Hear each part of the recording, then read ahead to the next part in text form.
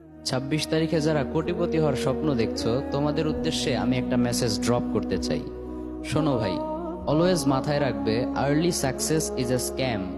সফলতার কোনো শর্টকাট হয় না।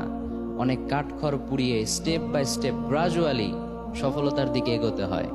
ঘরে বসে জাস্ট কিছু ট্যাপ করে যদি কোটিপতি হওয়া যেত, তাহলে এটা তারা আমাদের কাছে লঞ্চই করতো না, তারা নিজেরাই এটা ইউজ করতো। ঠিক কিনা বলো যুবক ভাইয়েরা?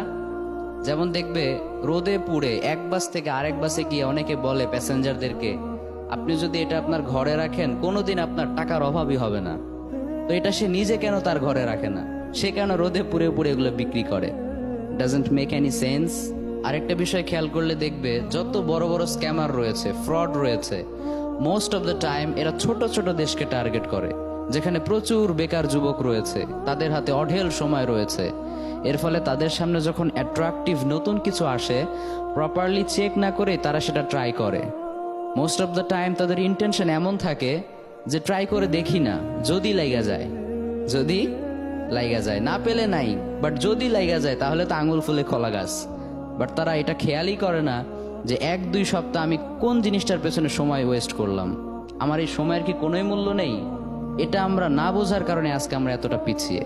সো কলেজের টুকরা যুবক ভাইয়েরা, বি কেয়ারফুল।